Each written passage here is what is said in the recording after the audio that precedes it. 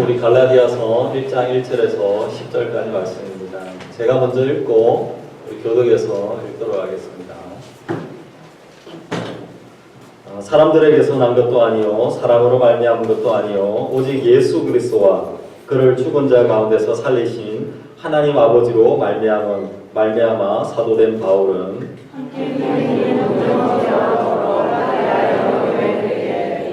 우리 하나님 아버지와 주 예수 그리스도로부터 은혜와 평강이 있기를 원하노라. 그리스도께서 하나님과 우리 아버지의 뜻을 따라 이 악한 세대에서 우리를 건지시려고 우리 죄를 대속하기 위하여 자기 몸을 주셨으니 영광이 그에게 세세토록 있을지어다. 아멘. 그리스도의 은혜로 너희를 부르신 이를 끝까지 속이거나 다른 복음을 따르는 것을 내가 이상하게 여기노라. 다른 복음은 없나니 다만 어떤 사람들이 너희를 교란하여 그리스도의 복음을 변하게 하려 함이라. 그러나 우리나 모든 하늘로부터 온 천사라도 우리가 너희에게 전한 복음 외에 다른 복음을 전하면 저주를 받을지어다. 우리가 전에 말하였거니와 내가 지금 다시 말하노니 만일 누구든지 너희가 받은 것 외에 다른 복음을 전하면 저주를 받을지어다. 함께 읽겠습니다. 이제 내가 사람들에게 조퇴하여 하나님께 조퇴하여 사람들에게 기쁨을 구하여 내가 지금까지 사람들의 기쁨을 구하였다면 그리스도의 종이 아니라. 아멘. 네, 앉아주십시오. 네, 오늘은 다른 복음은 없습니다라는 제목으로 같이 말씀을 나누기를 원합니다. 오늘부터 우리 올 가을에는 우리 갈라디아서 말씀으로 같이 말씀을 나누기를 원합니다. 갈라디아서는 우리 사도 바울이 쓴 책입니다. 그리고 오늘 말씀의 1절, 2절에서도 말씀을 하고 있지만 사도 바울이 갈라디아 교회에 편지를 보내고 있는 서신이 오늘의 말씀입니다. 그래서 갈라디아 지역이라고 하면 앞에 그림에서 보여주듯이 갈라디아 지역이 있습니다. 첫 번째 사도 바울이 첫 번째 전도 여행을 다녔던 그 지역입니다. 그래서 비스디아나 안디옥이나 루스드라, 드베와 같은 그 지역을 갈라디아 지역이다라고 이렇게 합니다. 그래서 지금으로 말하면 터키 지역입니다. 사도 바울이 1차 전도 여행을 마치고 자신이 파송했던 그 안디옥 교회로 돌아왔을 때에 굉장히 황당한 그런 소문을 듣게 되었습니다. 그래서 첫째는 무슨 소문이었냐면 바울이 전한 그 복음이 다른 복음 때문에 갈라디아 교회가 믿음이 굉장히 지금 혼란스러워하고 흔들리고 있다라는 그 소문을 들었습니다. 그리고 두 번째는 바울은 무슨 자격으로 복음을 전했냐라고 하는 이상한 소문이 이렇게 들려왔다라는 것입니다. 그래서 이런 소문으로 인해서 사도 바울이 이제 갈라디아 교회에 편지를 보내고 있는 것이 오늘의 이 말씀입니다. 사도 바울은 자신은 진짜 복음만을 전했음을 고백을 했습니다. 그리고 사도 바울은 복음으로 변화된 자신은 하나님 앞에서 정말 부끄러움이 없이 지금까지 살아오고 복음을 위해서 살고 있다라고 이야기를 하고 있는 것입니다. 그래서 오늘 우리 함께 나누는 오늘 본문의 말씀을 통해서 사도 바울의 그 고백이 바로 저와 여러분의 믿음의 고백이 되는 이 시간이 되어지기를 간절히 축원합니다. 오늘 같이 나눌 때에 첫 번째는 다른 복음은 없다라는 것입니다. 6절의 말씀에 보면 이렇게 말씀합니다. 그리스도의 은혜로 너희를 부르신 이를 이같이 속히 떠나 다른 복음을 따르는 것을 내가 이상하게 여기노라라고 이렇게 이야기를 하고 있습니다. 사도 바울은 바나바와 함께 몇 년 전에 이제 이 지역에서 복음을 전한 상황이었는데, 근데 사도 바울과 그 일행이 그 지역을 떠나고 나서 얼마 지나지 않아서 바울이 전한 그 복음이 아니라 다른 복음이 그 지역에 들어와 있는 그런 상황입니다. 그리고 나서 갈라디아 지역의 성도들 중에서도 다른 복음을 따르고 있는 이런 사람들이 생겨나고 있는 그런 상황이 지금의 상황입니다. 그래서 여기에 보면 다른 복음이다라고 이야기하는데 다르다라고 하는 이 다르다라고 하는 것은 약간 비슷한 상황이 아닙니다. 질적으로도 완전하게 다른 그런 성격을 가지고 있는 것을 다르다라고 이야기를 하고 있습니다. 그래서 다시 말해서 진짜와 가짜가 둘이 있습니다. 그렇다면 그 중에 진짜가 아닌 것, 이것이 가짜, 완전하게 같아, 완전하게 다른 것을 이야기합니다. 그래서 7절의 말씀에 보면 이렇게 이야기합니다. 다른 복음은 없나니 다만 어떤 사람들이 너희를 교란하여 그리스도의 복음을 변하게 하려 합니다. 이렇게 이야기합니다. 다른 복음은 있을 수가 없다라는 것을 사도 바울이 굉장히 강력하게 이야기를 하고 있는 것입니다. 하나님이 우리 인간들을 구원하기 위해서 보내신 구원자 바로 한 분 예수 그리스도밖에 없다라는 것을 강력하게 이야기를 하고 있는 것입니다. 성경이 말하고 있는 복음은 아주 단순합니다. 아주 심플합니다. 성경이 말하고 있는 복음은 아주 분명합니다. 무엇이냐면 우리 모든 사람들은 죄인이다라고 성경은 기록을 하고 있는 것입니다. 그래서 죄인된 우리 인간들은 자기의 힘으로, 나의 힘으로 구원받을 수가 없다라는 것입니다. 죄와 그 죽음의 문제를 나 스스로 해결을 할 수가 없는 존재다라는 것을 이야기를 하고 있습니다. 그래서 하나님은 구원자 되어주신 예수 그리스도를 이 땅에 보내주셨습니다. 그리고 예수 그리스도께서는 우리를 대신하여 십자가에서 죽으셨다라는 것입니다. 나의 죄를 위해서 십자가에 죽으시고 또 사흘 만에 완전하게 그 죽음에서 부활하셨다라는 것입니다. 그러므로 예수님을 구원자로 믿고 나의 입으로 시인하고 영접하면 죄 사함을 받고 하나님 앞에서 의롭다는 그 인정함을 받을 수 있다라는 것입니다. 그러므로 오직 믿음으로 구원을 받을 수가 있고 오직 은혜로 구원을 받을 수 있다라고 하는 것이 우리 전반적인 복음의 핵심입니다. 아주 심플합니다. 너무나도 분명한 이 복음이 우리에게 있는 것입니다. 그런데 갈라디아의 교회에 보면 다른 복음이 들어와 있다라는 것입니다. 갈라디아 교회는 사도 바울이 전한 복음으로 인해서 맨 처음에는 굉장히 좀 감격해하고 기뻐했습니다. 그러나 갈라디아 지역에 있는 우상이라든지 미신도 굉장히 많았습니다. 그래서 우상에게 전하는 것은 이 민족의 전통이다라고 이렇게 생각을 했습니다. 어찌 보면 우리가 예수님을 믿으면은 제사의 문제하고도 이렇게 처음 우리가 부딪힐 때가 있습니다. 그래서 예수님을 믿고 우리가 우상을 섬겨야 될지 아니면 예수님을 섬겨야 될지 우리가 고민을 할 때가 있다라는 것입니다.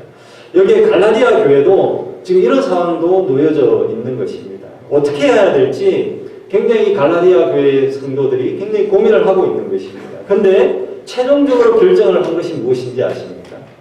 이 갈라디아 교회는 이렇게 고민을 하고 난 이후에 결과적으로 타협을 하고 말았습니다. 우상과 예수님을 같이 섬겨버리는 그러한 현상이 이 갈라디아 교회에 나타났다는 것입니다. 그래서 갈라디아 교회 성도들이 바로 복음을 다 완전하게 다 희석을 시켜버리고 변질되어지게 변화시켜버리는 그러한 상황이 여기에 되어졌다는 것입니다.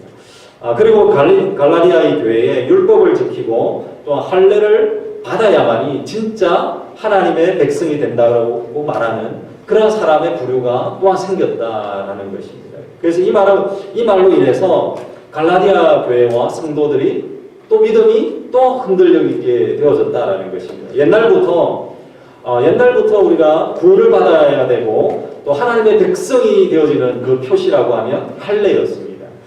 그리고 하나님의 백성에게는 분명하게 주어져 있는 그 율법이 있었습니다. 그래서 율법 때문에 율법을 지킨다라고 하는 것, 그것만이 온전하게 하나님의 백성이다라고 하는 표시가 되어질 수가 있다라는 것입니다. 그러나 우리에게 주어져 있는 그들에게 주어져 있는 그 율법은 복음이 아니다라는 것입니다. 절기를 지키는 것, 그리고 할례를 행하는 것, 그 모든 것도 복음이 되어질 수가 없다라는 것입니다. 그들을 이 할례와 또한 그 절기를 지키는 것, 그것으로 인하여서 그들을 구원해 줄 수 있는 것은 아니다라는 것입니다. 유대인들이 율법을 지키려고 애쓰지만 그 율법으로 인해서 구원을 받는 것은 아니다라는 것입니다. 만약 율법으로서 구원을 얻을 수 있다라고 했다면 하나님께서 독생자 예수 그리스도를 보내주시지 않았다라는 것입니다. 그럴 이유가 없는 것입니다. 할례를 받는 것으로 구원을 받는다면 하나님의 아들 예수 그님이 십자가에서 죽을 일도 없고 피 흘릴 일도 없다라는 것입니다. 인간들의 죄를 해결하기 위해서 오직 예수 그리스도의 십자가밖에 없다라는 것입니다. 십자가. 예수님을 저와 여러분을 위해서 죄와 죽음에서 건지시기 위해서 십자가에서 피 흘리셨다라는 것을 믿으시기 바랍니다.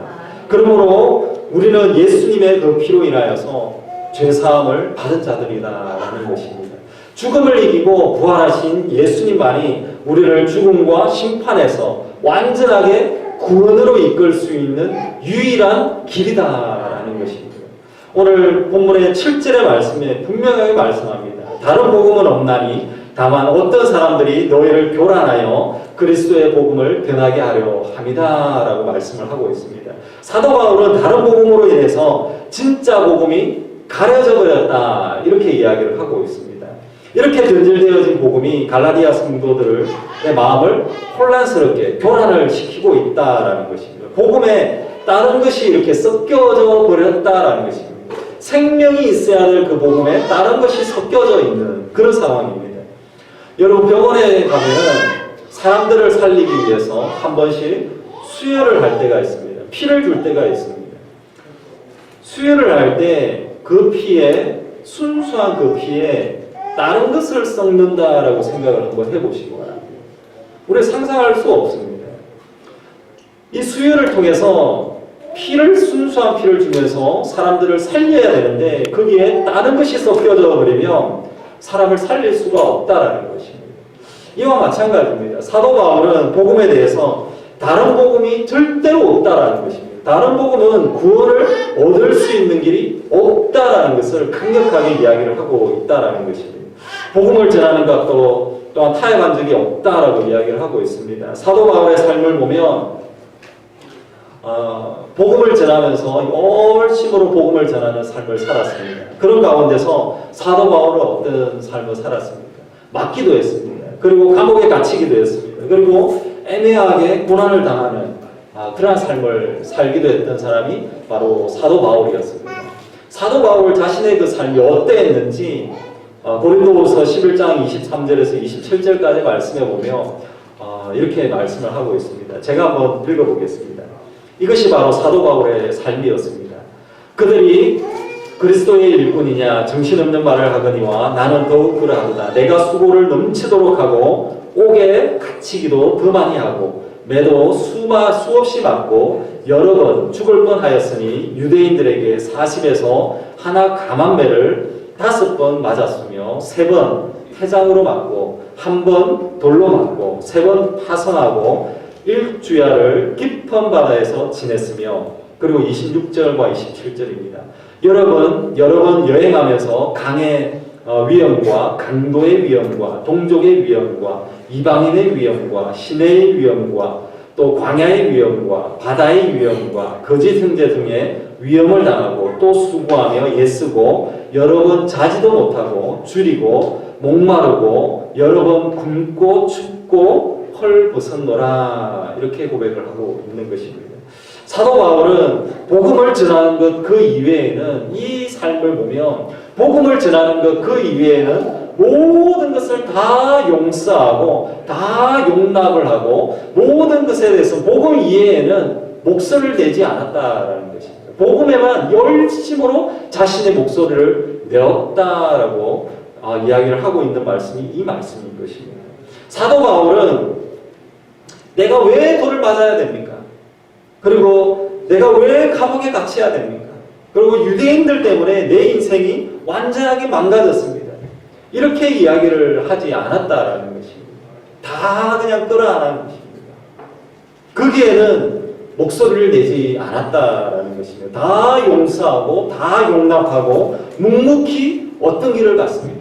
복음의 길을 가고 주님의 길을 묵묵하게 그 길을 갔다라는 것입니다. 우리의 삶은 어떻습니까? 조금만 나에게 해가 되고 내가 질 것 같으면 우리는 마구 목소리를 낼 수밖에 없습니다. 애매하게 당할 때, 또 아니면 애매하게 오해가 되어질 때, 이때는 우리가 더 목소리를 낼 수밖에 없지 않습니까? 우리가 언제 목소리를 내고 있는지 우리는 잘 살펴봐야 되는 것입니다.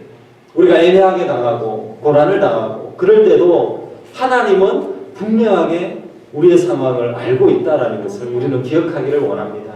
우리는 그 모든 그 상황들 속에서 복음을 빼고 나면 다 용서하고 용납하고 우리가 하나 되어지는 그런 우리 모두가 다 되어지기를 간절히 축원합니다. 진짜 우리가 목소리를 높여야 될 때가 있다라는 것입니다. 언제 목소리를 높여야 되느냐? 사도 바울이 목소리를 높인 적이 있습니다. 그것은 복음으로 인하여서 외치고 있는 말이다라는 거예요. 오늘 이 갈라디아 교회를 향해서 완전하게 목소리를 내고 있는 것입니다. 다른 복음이 없다라는 것을 강력하게 이야기를 하고 있다라는 것입니다. 진짜 우리가 목소리를 높여야 할 때가 있습니다. 복음을 가로막고 다른 복음이 들어올 때 그때는 우리가 목소리를 높여야 된다라는 것입니다. 끝까지 우리가 복음을 사수해야 된다라는 것입니다. 이것이 바로 우리가 목소리를 높여야 될 때다라는 것을 기억하기를 원합니다. 복음 안에서 온전하게 거하는 저와 여러분이 되어주기를 간절히 축원합니다. 그래서 우리가 다른 복음에 쏙지 않는 저와 여러분이 되어지기를 간절히 축원합니다. 그래서 우리가 복음 외에 다른 것에 우리의 믿음이 흔들림이 없는, 갈라디아는 흔들리고 있었습니다. 우리 교회는 흔들림이 없는 어떠한 상황과 어떠한 그 복음, 어떠한 다른 것이 우리를 유혹할지라도 흔들림이 없는 믿음을 가지는 여러분이 되어지기를 간절히 축원합니다. 우리가 두 번째는 우리가 복음을 가진 자로서 우리가 어떠한 고백을 하고 어떠한 삶을 살아야 되는지를 또 말씀하고 있습니다. 8절의 말씀에 이렇게 말씀을 하고 있습니다. 그러나 우리가 혹은 하늘로부터 온 천사라도 우리가 너희에게 전한 복음 외에 다른 복음을 전하면 저주를 받을 것이다. 이렇게 이야기를 하고 있습니다. 갈라디아 교회에 잘못된 복음이 이렇게 들어와 있는 상황입니다. 사도 바울은 다른 복음을 전하면 저주를 받을 것이다. 그만큼 자신이 있다라는 것이죠. 자신은 정말로 하나님 앞에서 정결하고 순수하게 복음을 전했다라는 것을 강력하게 이야기를 하고 있습니다. 그리고 마찬가지로 사도 바울은 온전하게 예수 그리스도의 진짜 복음을 전했다라는 것을 이야기를 하고 있는 것입니다. 그래서 오늘 여기 말씀에 보면 첫 번째 우리가 믿음을 가지고 복음을 가진 자로서 우리가 고백을 하고 우리가 해야 될 것이 무엇인지를 여기서 분명하게 말씀을 하고 있습니다. 복음을 가지고 있는 자로서의 믿음의 고백은 다른 복음을 전하지 않는 것입니다. 그리고 마찬가지로 예수 그리스도의 복음만을 전해야 된다라는 것입니다. 제 제자 중에 한 명이 예수님을 영접하고 복음을 듣고 예수님을 영접을 했습니다. 아버지의 그 술로 인해서 매일같이 막 폭행당하고 우울한 삶을 살았던 그런 친구였습니다. 삶의 의욕이었던 그 친구에게 예수 그리스도의 그 복음이 들어갔습니다. 아무도 사랑을 해주지 않을 것 같았는데 예수님이 자신을 사랑한다라는 것을 깨달았습니다. 그리고 복음을 듣고 나니까 예수님이 나를 위해서 십자가에서 죽으시고 부활하셨다라는 것을 깨달아가는 것입니다. 이 사실을 알면서 구원의 감격이 물듯이 일어났습니다. 그래서 가슴이 터질 것 같은 그런 감격함이 있었던 것입니다. 그래서 이 친구가 고민을 했습니다. 계속적으로 고민하다가 부모님을 찾아가야 되겠다. 그래서 부모님을 찾아갔습니다. 그리고 나서 부모님을 향해서 자신이 받았던 그 복음에 대해서 이야기를 나눴습니다. 이 친구가 이야기한 것은 그렇습니다. 하나님께서 나를 정말로 사랑해 주십니다. 아버지 어머니 하나님께서 나를 위해서 예수님을 보내주셨습니다. 아버지 어머니 예수님은 나를 대신해서 십자가에 죽어주셨습니다. 아버지 어머니 나도 예수님과 함께 이제 십자가에 죽었습니다. 그리고 예수님이 죽음을 이기시고 부활하셨습니다. 그래서 나에게도 정말로 새로운 생명이 이제 나에게도 주어졌습니다. 이제 나에게도 소망이 생겼습니다. 정말로 자신이 받았던 그 복음에 대해서 우리 아버지와 어머니에게, 부모님에게 온전하게 다 설명을 한 것입니다. 눈물로 자신이 받은 그 복음에 대해서 나누고 나서 이것이 부모님도 거기에 대해서 감격을 하셨습니다. 그리고 하나님께서 그 부모님의 마음을 또 만져주셨던 것 같습니다. 그래서 그 사건을 통해서 부모님이 예수님을 또 믿게 되어지는 그 역사를 본 것입니다. 우리가 복음으로 구원받은 그 감격이 보내야 된다는 것입니다. 여러분은 그 복음에 대한 그 감격함이 있습니까? 그리고 우리가 부모님이든 친구든 또 우리 가족이든 우리 자녀든 또 우리 모든 친구들에게 우리가 해줘야 될 이야기가 있는 것입니다. 그것은 무엇이겠습니까? 우리가 쉽게는 우리가 이야기합니다. 쉽게 우리는 교회 가야 돼요. 우리 교회 가서 이런 이야기를 우리가 쉽게 할 수 있습니다. 그러나 이제는 우리가 그것을 뛰어넘어서 내가 받은 복음을 나눌 때가 되어진 것입니다. 여러분이 가지고 있는 복음을 우리 가족들에게, 남편에게, 아내에게, 또한 우리 친구에게, 우리 자녀들에게 나누어 주어야 될 때가 되었다라는 것입니다. 부모님에게, 친구들에게 우리가 받은 그 복음을 말할 수 있겠습니까? 예수님이 나를 사랑하시고 그리고 예수님은 나를 대신해서 십자가에서 죽으셨어요. 이렇게 여러분의 친구들에게, 부모님에게, 자녀에게 이야기하셔야 됩니다. 그리고 예수님은 나를 위해서 십자가에 죽으시고 예수님은 부활하셔서 나에게, 다른 사람이 아니라 나에게 영원한 생명을 나에게 주셨어요. 이 사실을 우리 부모님에게, 우리 자녀에게, 또 우리 친구들에게 나눠줘야 되는 것입니다. 그 이야기를 하셔야 되는 것입니다. 그래서 나는 이제 예수님과 함께 십자가에 죽었고 이제 나는 예수님과 함께 부활해서 영원한 생명을 얻은 믿음의 사람이 되어졌다 라는 것을 우리 부모님에게, 우리 자녀들에게, 우리 친구들에게 나누어 주기를 원합니다. 그런 믿음의 고백을 하는 저와 여러분이 되어지기를 간절히 축원합니다. 바로 이 복음이 우리를 통하여서 흘러갈 수 있다라는 것입니다. 우리를 통하여서 흘러가야만 된다라는 것입니다.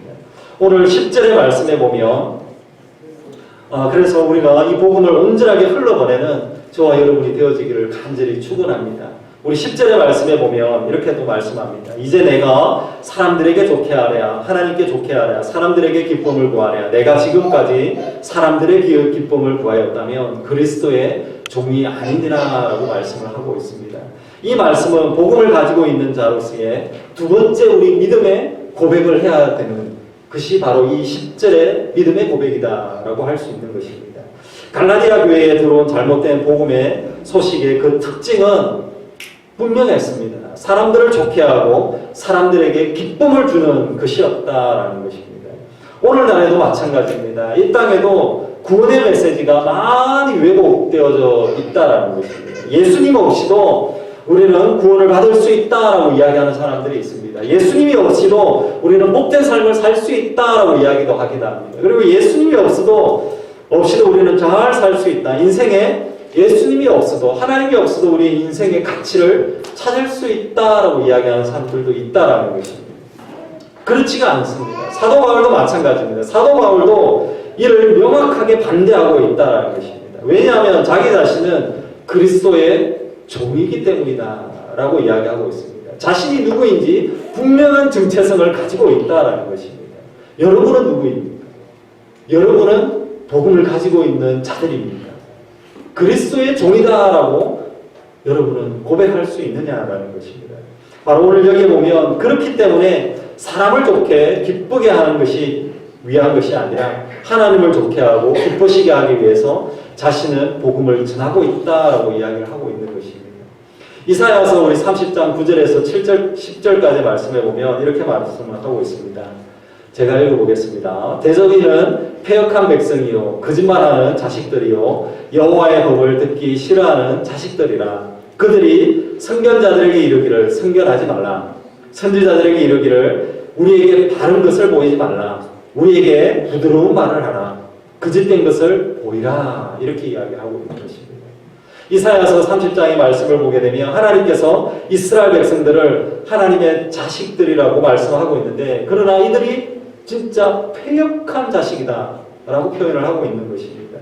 왜냐하면 바로 이들이 하나님의 말씀을 듣기를 거부하고 있기 때문이고 하나님의 말씀을 다 왜곡하고 있다는 것입니다. 하나님의 말씀이 아니라 사람이 듣기에 좋은 말을, 그런 말을 해달라. 선지자에게 우리에게 우리 귀를 너무 즐겁게 하는 말을 해달라. 그런 이야기를 하고 있다는 것입니다. 이것이 바로 인간의 모습입니다. 내가 기뻐하는 말, 그런 말을 들으면 기분이 좋습니다. 그렇지 않습니까? 나를 기쁘게 하는 말, 그런 말은 듣기가 좋습니다. 그리고 내가 좋아하는 말을 해주면 그 사람을 지지해줍니다. 하지만 이 모든 것들 속에서 우리가 거짓된 복음과 메시지가 사람을 기쁘게 할 수는 있습니다. 그러나 사람을 구원할 수는 없다는 것을 우리는 기억해야 된다는 것입니다. 사람을 기쁘게 할 수는 있지만 하나님을 기쁘게 할 수는 없다는 것입니다. 아주 유명한 우리 일화가 하나 있습니다. 피아니스트가 있는데 그 피아니스트가 연주회를 열심히 했습니다. 피아니스트가 열심히 그 연주회를 하고 나니까 딱 끝이 났습니다. 사람들이 기립박수를 하고 난리가 났습니다. 정말로 환상적인 연주회였다. 막 박수를 하고 막 난리가 났습니다. 근데 제일 앞쪽에 한 명이 박수를 치지 않는 것이었습니다. 일어나지 않는 것이었습니다. 그래서 이 박수를 안 치는 그 한 명을 보면서 이 피아니스트가 굉장히 낙심을 했습니다. 굉장히 낙심을 하고 있는데, 근데 사람들이 피아니스트에게 다가왔습니다. 나는 오늘 저 한 명이 박수를 안 치는 것 때문에 나는 낙심이 되었습니다. 이런 이야기를 했어요. 그러니까 사람들이 다 몰려왔습니다. 다 몰려와가지고 낙심하지 마라. 오늘은 진짜 성공적인 피아노 그 연주회를 했다. 너무나도 멋있었다. 너무나도 오늘 내가 본 이 음악 중에서는 최고였습니다. 그래서 걱정하지 마라. 너무 환상적이다. 근데 그때 피아니스트가 이런 말을 했습니다. 박수를 치지 않은 사람이 누군지 아십니까? 박수를 치지 않은 사람은 저를 가르쳐준 스승입니다. 나는 화려한 기교를 통해 가지고 피아노 연주로 사람들을 다 기쁘게 할 수는 있습니다. 그러나 오늘 우리 선생님을 감동시키지는 못했다라는 것입니다. 그 선생님은 안다라는 것이죠. 오늘날 우리 세상에는 다른 사람에게 인기를 얻기 위해서 정말로 애쓰는 사람들이 정말 많습니다. 그렇지 않나요? 제일 먼저 우리가 누가 떠오르나요? 정치인들이 그렇지 않습니까? 정치인들은 자기를 지지해주는 표를 조금이라도 더 얻기 위해서 사람들의 마음에 드는 것을 계속적으로 차단합니다. 그리고 또 누가 있습니까? TV 방송이든 또 유튜브에 보면 요즘에 크리에이터 같은 유튜브 방송 이런 것도 보면 사람이 좋아하는 것을 계속 찾아냅니다. 어떻게 하면 사람들이 또 한 번 더 눈길을 끌 수 있을까? 계속적으로 연구하지 않습니까? 그리고 기업도 마찬가지입니다. 기업들도 소비자들이 무엇을 좋아하는지 계속적으로 살피고 그 성향을 살펴봅니다. 사람들이 누가 뭘 좋아하지? 어린아이들은 뭘 좋아하지? 어른들은 뭘 좋아하지? 남자는 뭘 좋아하지? 계속적으로 그게 포커스가 맞춰서 물건들을 계속적으로 만들어내고 있다는 것입니다. 이 세상은 사람들을 기쁘게 해야만이 살아남을 수가 있다는 것입니다. 그러나 그렇지 않습니다. 온 세상을 창조하시고 다스리시는 분이 있다는 것을 우리는 분명하게 기억해야 된다는 것입니다. 그 사실을 잊으면 안 되는 것입니다. 데살로니가전서 2장 4절에서 6절에서는 다시 한 번 더 사도 바울이 믿음의 고백을 했습니다. 이러한 고백을 합니다. 오직 하나님께 옳게 여기심을 입어 복음을 위탁받았으니 우리가 이와 같이 말함은 사람을 기쁘게 하려 함이 아니요 오직 우리 마음을 감찰하시는 하나님을 기쁘시게 하려 함이라.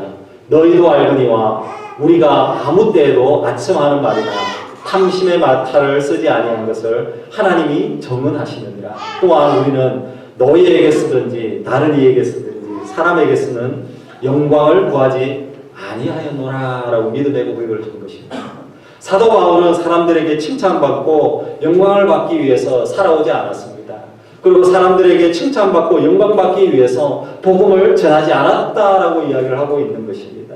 오직 누구를 위해서? 하나님의 영광을 위하여 하나님을 기쁘게 하는 삶을 살았다라는 것을 고백하고 있다라는 것입니다.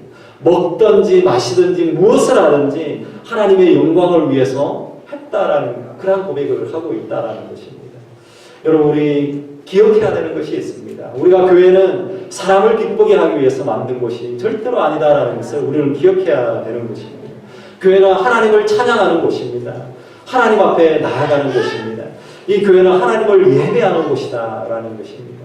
교회는 하나님께서 주신 그 사명을 가지고 이 땅에 온 열방으로 나아가기 위해서 준비되어지는 곳이 교회다라는 것을 우리는 기억해야 된다라는 것입니다. 또 동일하게 마찬가지로 우리 믿는 자들, 성도들, 크리스찬들도 마찬가지입니다. 크리스찬들도 사람을 기쁘게 하는 삶이 아닌 것입니다. 우리는 마찬가지로 크리스찬, 성도, 믿는 자라고 하면 우리도 마찬가지로 하나님을 찬양하는 자가 되어져야 되는 것입니다. 하나님을 기쁘게 하는 자가 되어져야 되는 것입니다. 하나님을 예배하는 자가 되어져야 된다는 것을 분명하게 우리가 기억하는 여러분이 되어지기를 간절히 축원합니다.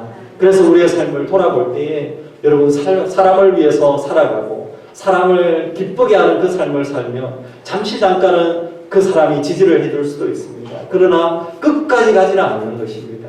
우리가 하나님을 바라보기를 원합니다. 하나님을 기쁘게 하는 그러한 삶을 살아가는 저와 여러분, 우리 교회가 되어지기를 간절하게 축원합니다.